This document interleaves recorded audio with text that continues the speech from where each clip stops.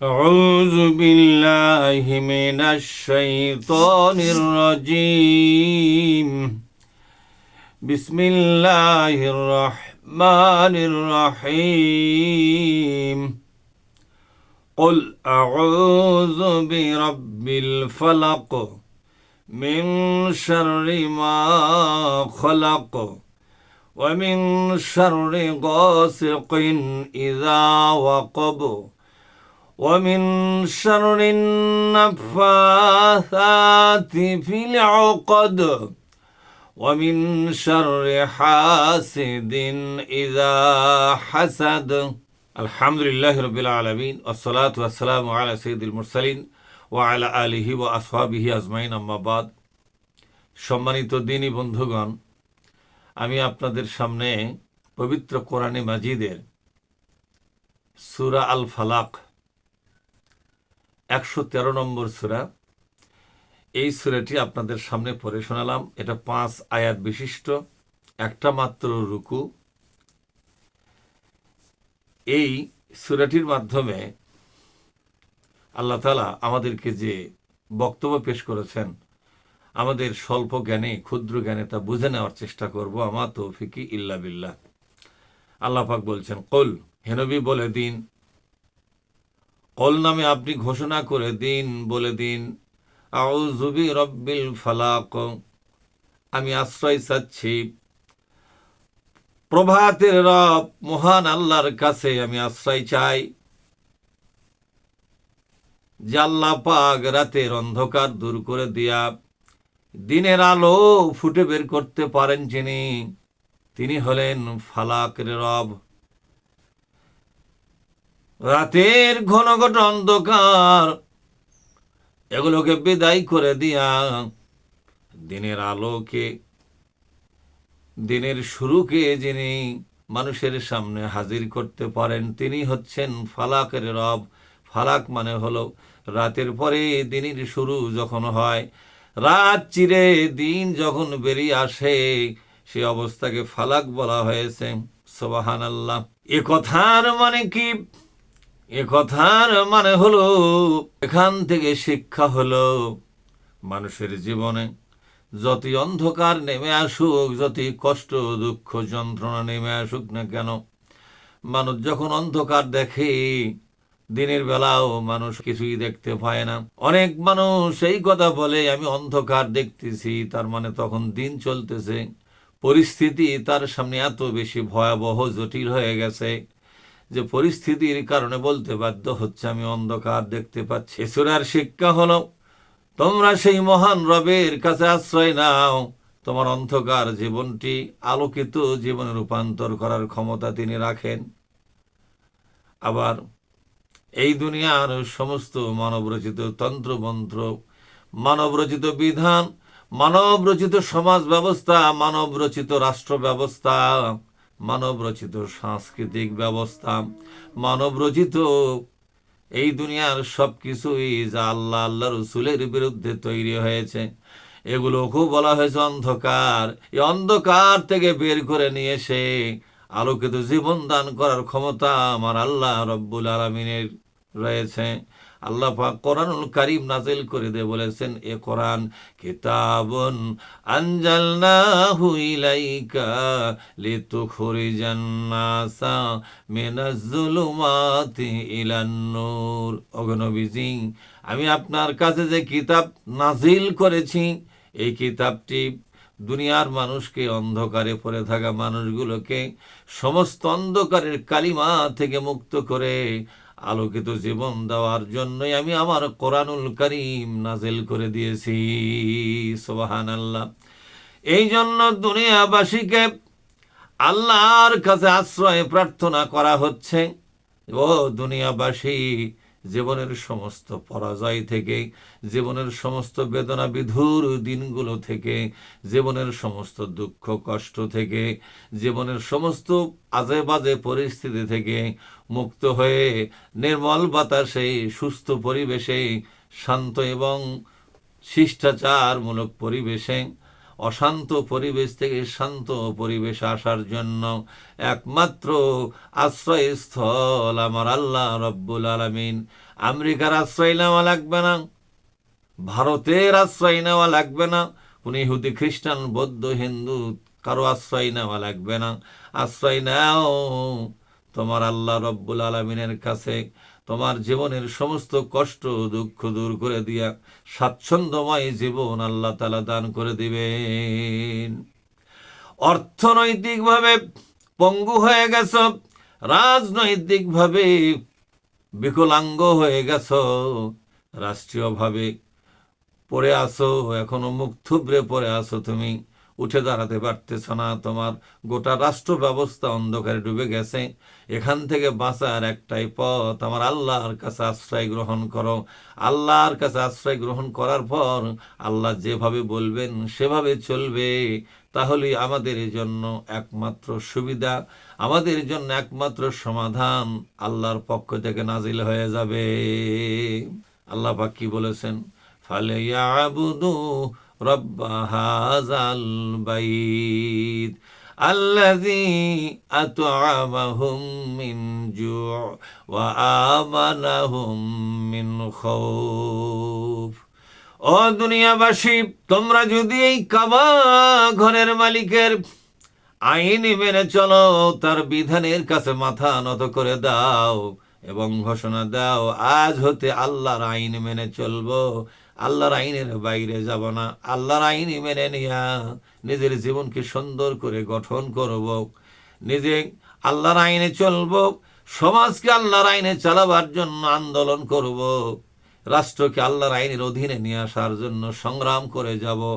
এইভাবে যদি তোমরা আল্লাহর আইন গোটা জাতি, গোটা সমাজ, গোটা পরিবার মেনে চলো, আল্লাহ পাক তোমাদেরকে ক্ষুধার মধ্যে রাখবেন না, দারিদ্রের মধ্যে রাখবেন না, অনাহারে রাখবেন না, খাদ্য হারা হয়ে, শান্তি হারা হয়ে রাখবেন না।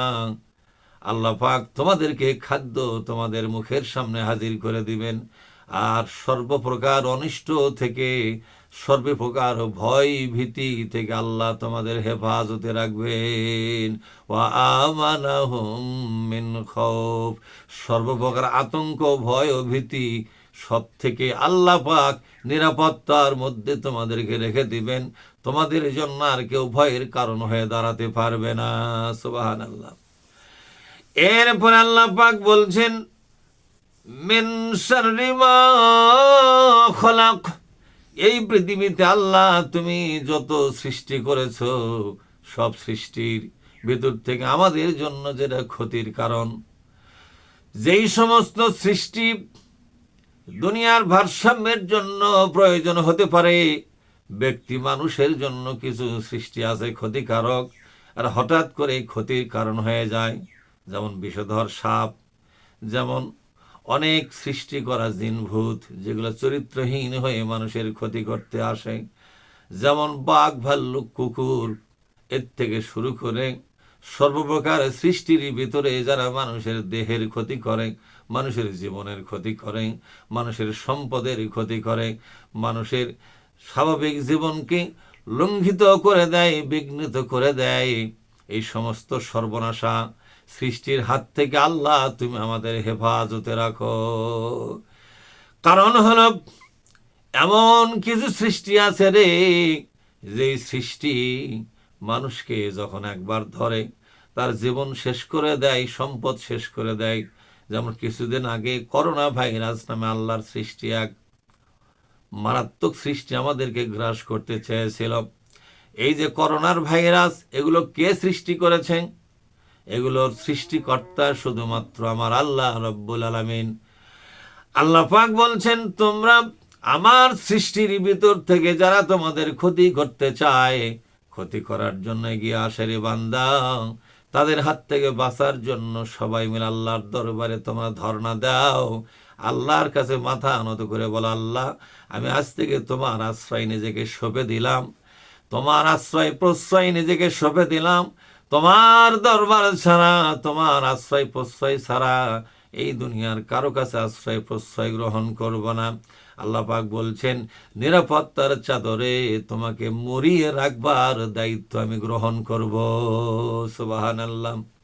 এবার আল্লাহ তাআলা বলছেন,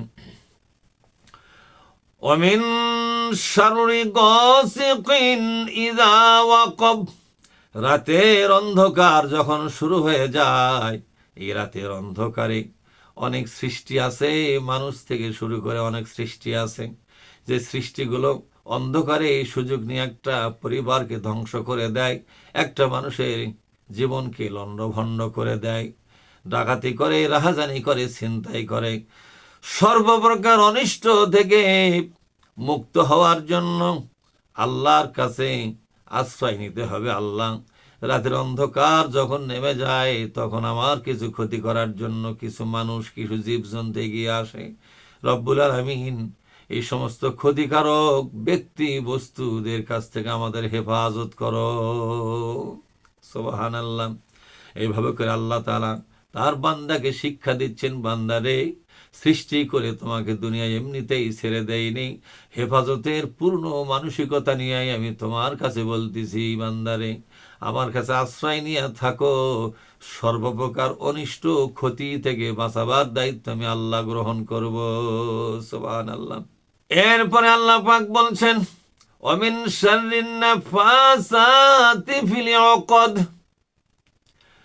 আর যারা তন্ত্রমন্ত্র পড়িয়া বিভিন্ন রকমের কামুক্ষার জাদু, বিভিন্ন জাদুবিদ্যা রপ্ত করিয়া এগুলোকে মানুষের ক্ষতির জন্য বিভিন্ন চুলের বা বিভিন্ন সুতার গিটা লাগায়া ওই গিটার মধ্যে তন্ত্রমন্ত্র পরে ফু দিয়ে দিয়ে মানুষের ক্ষতি করার চেষ্টা করে, বান মারে, করোনা করে, বিভিন্ন রকমের তাবিজাতের মাধ্যমে মানুষের ক্ষতি করে। কিছু মানুষ আছে মানুষের ক্ষতি করার ব্যবসা খুলে বসেছে, আর কিছু মানুষ এই তাবিজাতের লোকদের কাছে যায়, তান্ত্রিকের কাছে যায়, মন্ত্র পড়া লোকদের কাছে যায়, অন্য মানুষের ক্ষতির জন্য তারা আবেদন নিবেদন করে।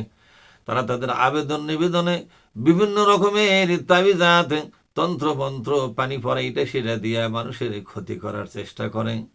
কার বউ বের করে নিয়ে যাবে, কোন মেয়েকে ভাগায় নিয়ে যাবে, কার ক্ষতি করবে, কার সম্পদের ক্ষতি করবে, কাউকে শারীরিকভাবে মানসিকভাবে অস্থির এবং অসুস্থ করে রাখবে।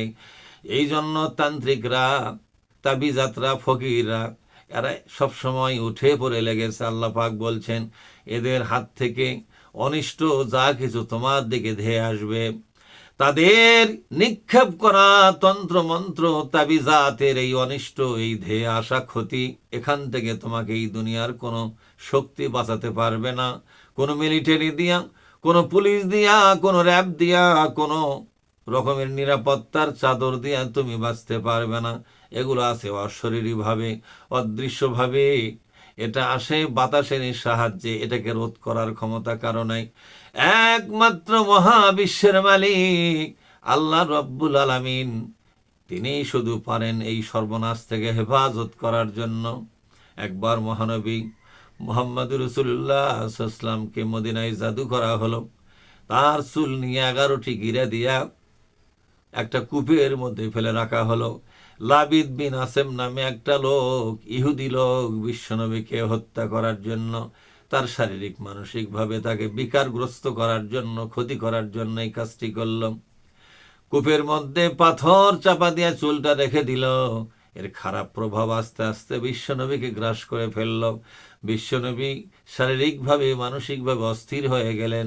হঠাৎ করে একদিন ঘুমের মধ্যে বিশ্বনবী দেখতে পেলেন তার মাথার দিকে, পায়ের দিকে দুইজন লোক দাঁড়িয়ে বলতেছে, বলো তো এই মানুষের কি হয়েছে? আর এক লোক জবাব দিচ্ছে, এই লোকটার প্রতি জাদু করা হয়েছে। তান্ত্রিকরা তন্ত্রমন্ত্র পরে এই একটা চুল নিয়ে চুলের মধ্যে গেরো দিয়া, সেই গেরোর উপরে ফু দিয়ে দিয়ে এই লোকের নামে জাদু করেছে। কেমনে ভালো হবে? আর একটা লোক পাশে থেকে বলল, অমুক কুয়ার ভিতরে, এই মদিনার পার্শ্বে একটি কুয়া আছে, এই কুয়ার ভিতরে পাথরের নিচে একটা চুল চাপা দেওয়া আছে। এই চুলটা পরে নিয়ে এসে আল্লাহর নাজিল করা 2টি সূরা, সূরা নাস এবং ফালাক, এর আয়াত হলো মোট 11টি, 2টি সূরা মিলে 11টি আয়াত পরে পরে ফু দিলে গেরোর সমস্ত কার্যকারিতা নষ্ট হবে, গেরোগুলো খুলে যাবে, আর বিশ্বনবী মোহাম্মদ রসুল্লাহ সুস্থ হয়ে যাবেন।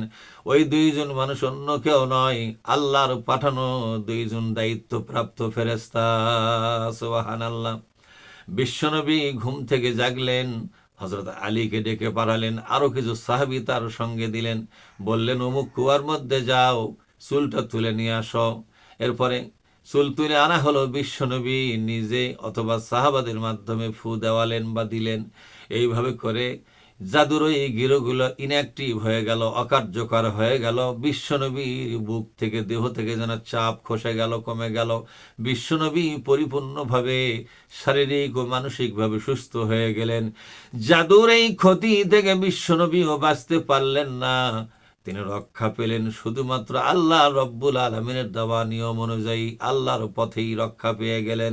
এই জন্য আল্লাহ তাআলা বলছেন, ও দুনিয়াবাসী রে, সর্বপ্রকার জাদু মন্ত্র থেকে বাঁচার জন্য একটি পথ, আল্লাহর কাছে আশ্রয় নাও, এ কোরআনের কাছে আশ্রয় নাও। এ কোরআন তোমার জীবনের সকল কষ্ট দূর করে দিয়া আলোকিত জীবন দান করবেন।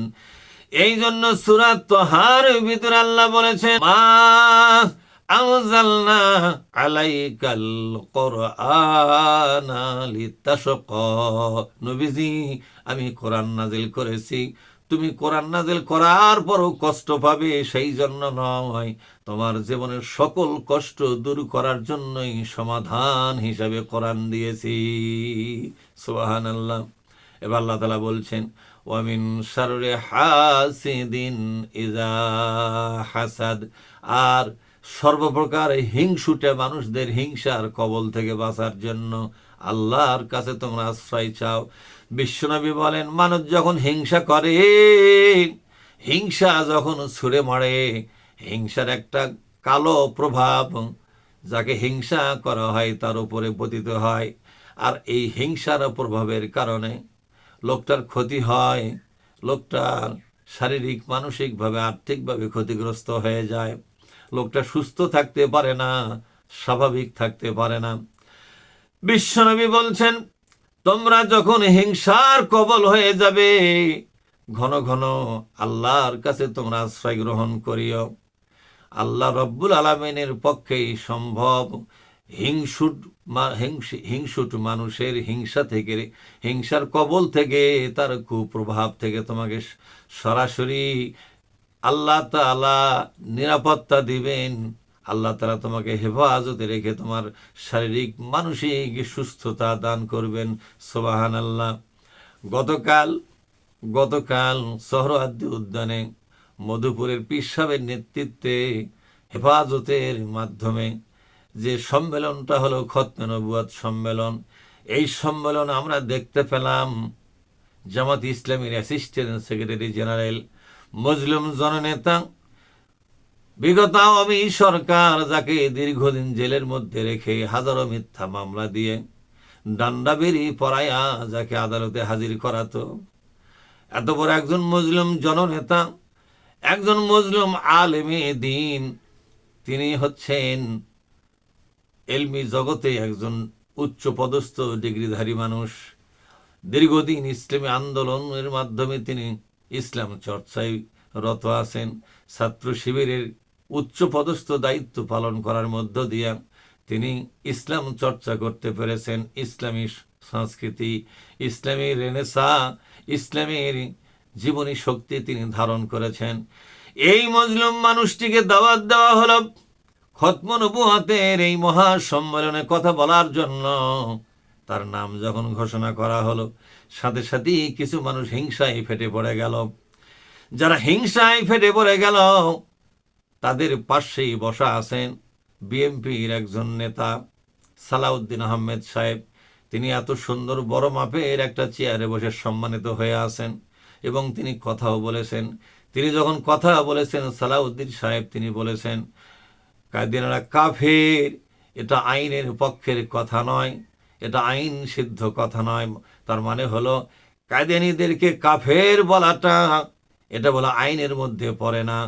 বলেন তো, দুনিয়ার মানুষের তৈরি করা আইনের মধ্যে যদিও না পড়ে, কিন্তু আল্লাহর কোরআন থেকে যে আইন তৈরি আল্লাহ করে দিয়েছেন, বিশ্বনবীর হাদিসের মাধ্যমে যে আইনগুলো আমরা খুঁজে পেয়েছি, আল্লাহর কোরআন থেকে যে আইনগুলো খুঁজে পেয়েছি, বিধানগুলো খুঁজে পেয়েছি, কোরআন হাদিসের আলোকে একজন মুসলমান হইয়া কোরআন হাদিসের প্রতি ঈমান নিয়ে কেমনে বলে এগুলো আইন সিদ্ধ কথা নয়।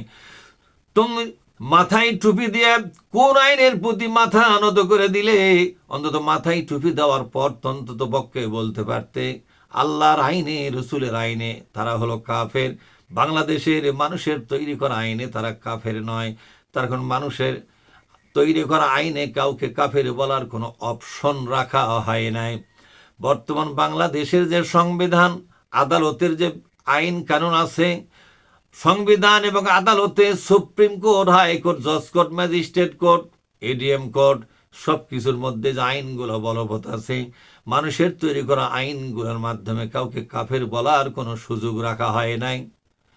ইসলামের বিরুদ্ধে কে গেল কে না গেল তাকে কাফের বলা যাবে কি, মোনাফেক বলা যাবে কি, ফাসেক বলা যাবে, কোনো কিছুই বলার কোনো সুযোগ রাখা হয় নাই। হ্যাঁ, এটা ঠিক, এটা হলো মানুষের আইনের ফাঁক ফোকর। কিন্তু আল্লাহ পাকের কোরআনুল কারীমের আইন, আল্লাহর নবীর হাদিসের আইন, অর্থাৎ কোরআন সুন্নাহর আইন অনুযায়ী কাদিয়ানীরা অবশ্যই কাফের, এতে কোনো সন্দেহ নাই। এতটুকু কথা বলতে গিয়া কেন হীনমন্যতায় তারা ভোগে। অথচ এই লোকটাকে কথা বলতে দেওয়া হলো, তার ব্যাপারে কারো কোনো অ্যালার্জি নাই, হিংসা নাই, প্রতিহিংসা নাই। যত হিংসা, যত রাগ এবং ক্ষোভ হযরত মাওলানা আল্লামা রফিকুল ইসলাম খান সাহেবের প্রতি, যিনি ছিলেন মজলুম জননেতা, দীর্ঘদিন আওয়ামী অত্যাচার নির্যাতনের শিকার হয়ে শারীরিক মানসিকভাবে তাকে বিধ্বস্ত করে দেওয়া হয়েছিল, জেলের ঘানি টানানো হলো, অসংখ্য মামলায় তাকে অস্থির করে রাখা হলো। এই মানুষটিকে দেখার জন্য লক্ষ জনতা অপেক্ষা করে থাকে, এই মানুষটির কথা শোনার জন্য এদেশের লক্ষ জনতা তারা বসে থাকে, তাকে দেখবে, তার কথা শুনবে। এই জুলুমের শিকার হওয়া মানুষটা আজও কেমন আছে দেখার জন্য মানুষ পাগল হয়ে যায়, তার কথা শোনার জন্য পাগল হয়।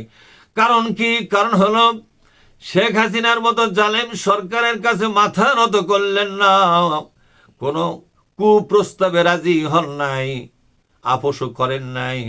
ইসলামের সমহান বাণী নিয়ে, ইসলাম প্রতিষ্ঠার আন্দোলনের এই ব্রত নিয়ে তিনি ময়দানে অকুতোভয় সৈনিক হিসেবে দায়িত্ব পালন করতেছিলেন। এটাই ছিল হাসিনার অসহ্য। এই অসহ্যকে তিনি সামাল দেওয়ার জন্য তাকে জেলে আবদ্ধ করল, ডান্ডা বেরি পরালো এবং তাকে শারীরিক মানসিকভাবে নির্যাতন করে গেল।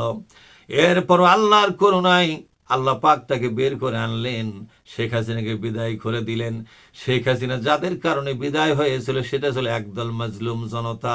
সে মাজলুম জনতার একটি অংশ হলেন আল্লামা মাওলানা রফিকুল ইসলাম খান সাহেব, বাংলাদেশ জামাত ইসলামের অ্যাসিস্ট্যান্ট সেক্রেটারি জেনারেল। তার প্রতি এত হিংসা, এত প্রতিহিংসাকে চরিতার্থ করা হলো, গোটা দুনিয়াবাসী দেখলো। আমি তাকে বলবো এবং জামাত ইসলামী প্রত্যেক নেতা কর্মীকে বলবো, হিংসার জবাবে হিংসা নয়, গালির জবাবে গালি নয়, প্রতিহিংসার জবাবে প্রতিহিংসা নয়, খারাপ আচরণের জবাবে খারাপ আচরণ নয়, বরং তাদের ক্ষতি থেকে বাঁচার জন্য আল্লাহর কাছে আশ্রয় নিতে হবে আর তাদের সাথে সুসম্পর্ক রাখতে হবে। ইদফা বিল্লাতি হিয়া আহসান ফাইজাল্লাযী বাইনাকা ওয়া বাইনাহু আদাওয়াতুন কাআন্নাহু ওয়ালিয়ুন হামীম। অন্যায়ের জবাবে অন্যায় নয়, হিংসার জবাবে হিংসা নয়, অসৎ আচরণের জবাবে অসৎ আচরণ নয়, বরং অসৎ আচরণকে মোকাবেলা করো সৎ আচরণ দিয়া, হিংসাকে মোকাবেলা করো ভালোবাসা দিয়া, প্রতিহিংসাকে মোকাবেলা করো মানুষের সাথে উত্তম আচরণের মাধ্যমে। যদি এমনটি হয়, কান্নাহু ওয়ালিয়ুন হামীম, আল্লাহ পাক বলছেন তোমরা যদি মহান চরিত্র নিয়া তাদের সামনে হাসি মুখে তোমাদের সেই উন্নত চরিত্র প্রদর্শন করতে পারো, মনের দিক থেকে হৃদয় থেকে তাদেরকে ভালোবাসতে পারো এবং মোনাজাতের ভিতরে ওই সমস্ত লোক যারা নিজেদের ভুলের কারণে, নিজেদের ভুল সিদ্ধান্তের কারণে জামাত ইসলামের মানুষগুলোকে সহ্য করতে পারে না, তাদের জন্য দোয়া করতে পারো, তাহাজ্জুদের নামাজ পড়ে দোয়া করো, দোয়া করতেই থাকো। এমন একদিন আসবে আল্লাহ রব্বুল আলামিন তাদের মগজটাকে ইসলামের জন্য, আন্দোলনের জন্য কবুল করবেন। যার প্রতি তারা হিংসা করেছিল, যাকে সহ্য করতে পারতেছিল না, আল্লাহ পাক বলছেন কান্নাহু ওয়ালিয়ুন হামিম, অন্তরঙ্গ বন্ধু হইয়া, কাঁধে কাঁধ মিলাইয়া, হাতে হাত মিলাইয়া এই বাংলাদেশের জমিনটাকে ইসলামীকরণ করার জন্য উঠে পড়ে লাগতে পারে ভবিষ্যতে। এই জন্য আমাদের দায়িত্ব হলো আল্লাহর দেওয়া ফর্মুলা অনুযায়ী ইদফা বিল্লাতি হিয়া আহসান, সর্বশ্রেষ্ঠ চরিত্র দিয়া ওই সমস্ত মানুষের জন্য কল্যাণের পথে এগিয়ে যাও। আল্লাহ নবী বলেন, সেই তো শ্রেষ্ঠ মুসলমান যে অন্য মুসলমানের কল্যাণ চায়, সেই তো শ্রেষ্ঠ মুসলমান যে অন্য মুসলমানের জীবন ও সম্পদ এবং সম্মানকে আমানত হিসেবে গ্রহণ করে, সর্বোচ্চ মর্যাদা দান করে। এজন্য যে ব্যক্তি অন্যের কোনো সম্মান নষ্ট করে, অন্যের প্রতি হিংসা করে, এটা ইসলামী শরীয়তে অ্যালাউ করে না, এটা ইসলামী শরীয়তে সমর্থন করে না।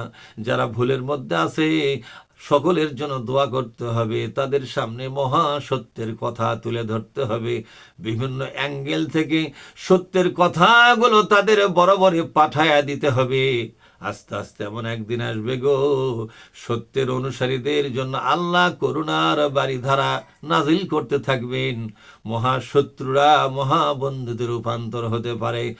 এই জন্য আল্লাহ তাআলা বলছেন, যদিও তুমি হিংসার শিকার হয়ে গেলে, হিংসুটের সাথে লড়াই করার প্রয়োজন নাই, সঙ্গোপনে মহাবিশ্বের মালিকের কাছে হাতটা বাড়িয়ে দাও, দু হাত তুলে আল্লাহর কাছে আশ্রয় চাও। আল্লাহ তোমাদের আমাদের সবাইকে এই সমস্ত ভুলে ভরা মানুষগুলোর প্রতি হিংসা থেকে হেফাজত করুন। আল্লাহুম্মা আমিন।